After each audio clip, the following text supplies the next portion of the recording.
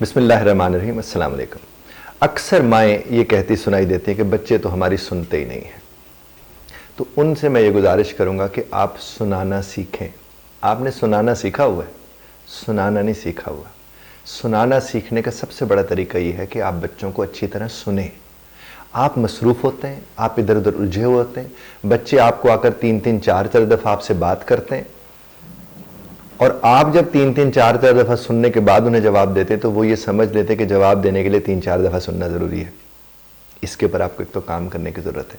दूसरा, बच्चों की दुनिया बड़ी रंगीन होती है, बड़ी कलरफुल लाइफ उनकी होती है। उनके दिमाग के अंदर हर वक्त इमेजिनेशन चल रहे होते हैं, वो कहीं ना कहीं तस्वीरों में खोए हुए होते हैं। फिर अब तो पहले तो बच्चों को सर और तरह का था मामला, अब तो ये विजुअल्स आ गए ना, वीडियोज़ उनके पास मौजूद हैं, इतने इतने आपको देख लिया कि ऐप्स आ गई हैं, कलरफुल दुनिया उनके सामने है और वो चीज़ें उन्हें दिखाई नहीं जा रही हैं जिनके इमेजिनेशन में वो कहीं ना कहीं खोए हुए होते हैं।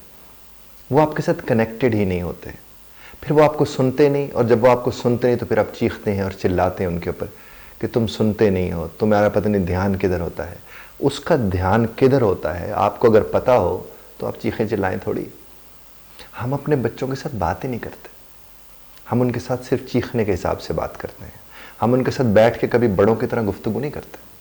मुझे याद है, मैं शायद ये कहानी पहले भी सुना चुका हूँ, मेरे एक अंकल, अल्लाह उन्हें गरीक रहमत करे, उनकी शादी हुई जब उनकी उम्र कोई दूसरी शादी, उनकी पहली शादी से उनकी कोई औलाद नहीं थी और दूसरी शादी जब उनकी हुई शायद कोई 57-58 के थे वो जब उनकी शादी हुई।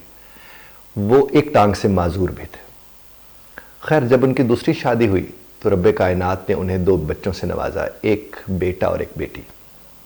अब जब वो बच्चे दुनिया में आ गए तो साहब को ये फिक्र लाहक रहती थी कि मेरी इतनी उम्र हो गई, बच्चे मेरे छोटे होंगे, मैं दुनिया से चला जाऊंगा, ये कैसे ज़िंदगी को देख पाएंगे। तो उन्होंने क्या किया कि बच्चे अभी 2-3 बरस के जब वो थोड़ा सुनने समझने हल्के से लायक हुए, वो बच्चों के साथ बैठते थे और ऐसे बात करते थे जैसे बड़ों के साथ बात की जाती है। इर्द गिर्द जो भी मोहल्ले में उनके इर्द गिर्द लोग रहते थे, ज़ाहिर रिलेटिव्स ही उनके सारे थे उनके जो रहते थे, वो कहते थे कि ये शाह साहब पता नहीं किस तरह बैठ के बात करते हैं बच्चों के साथ, जैसे बच्चे बड़े हों। और बच्चे भी चुप करके छोटे छोटे से बड़े दिमाग के साथ सुनते रहते थे। जो ही बच्चे थोड़े बड़े हुए, वो उन्हीं अपने बेटे को ख़ास तौर पर मार्केट में ले जाते और उसे बताते कि बेटा सब्ज़ी लेनी है तो इस तरह से लेनी है, गोश्त लेना है तो इस तरह से लेना है। इवन सुनयारे तक, ज्वेलर तक वो लेकर गया और उसे सिखाया कि बेटा अगर सोना लेना पड़ जाए तो किस तरह से लेते हैं। और ज़ाहिर उनकी एक उम्र थी, बच्चा उनका मेरे ख्याल 13-14 बरस का था जब वो इस दुनिया से चले गए। लेकिन वो बच्चा उस इलाके में सबसे बेहतर सब्ज़ी ले सकता है, सबसे बेहतर वो जाकर भाव ताव कर सकता है और एक अच्छी जॉब इस वक्त कर रहा है और एक बेहतर ज़िंदगी गुजार रहा है। यानी उसकी उम्र के कई बच्चे जो अपना घर नहीं बना सके, वो वाहिद बच्चा है उस इलाके में जिसने अपना घर खुद बनाया है।